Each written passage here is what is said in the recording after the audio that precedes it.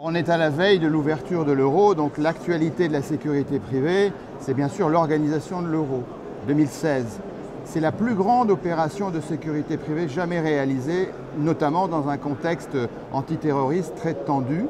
C'est la plus grande opération de coopération de sécurité privée, sécurité publique, donc il y a un enjeu considérable.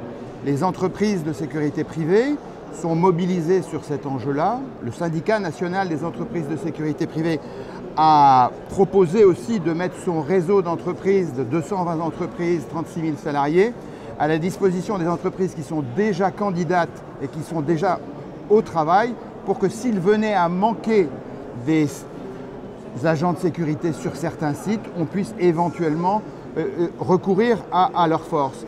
Parce qu'un des enjeux, c'était de mobiliser 15 000 agents de sécurité privée sur une période de 5 semaines environ. C'est un défi considérable auquel s'est engagée la profession. C'est difficile, mais je pense que nous allons y parvenir, et nous allons y parvenir notamment grâce aux PME. Sur les entreprises de sécurité privée qui travaillent avec l'Euro 2016, il y a 60 entreprises et il y a plus de 55 entreprises qui sont des PME.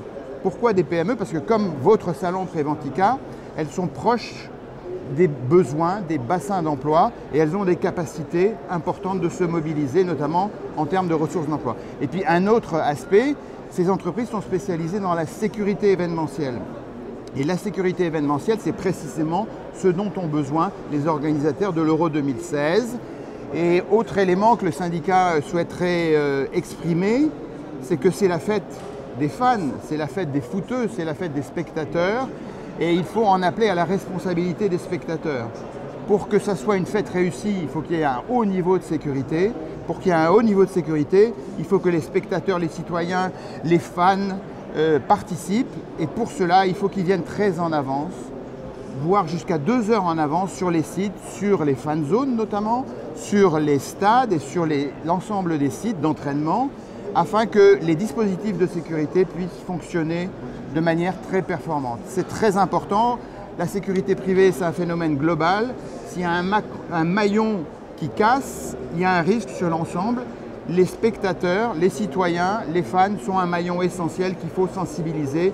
Je crois que jusqu'à présent, on l'avait oublié, mais demain, l'euro sera ouvert et je pense que ça sera la fête. Et à ce moment-là, participeront. Et nous, modestement, dans notre expertise, on fera de la sécurité, c'est-à-dire notre expertise.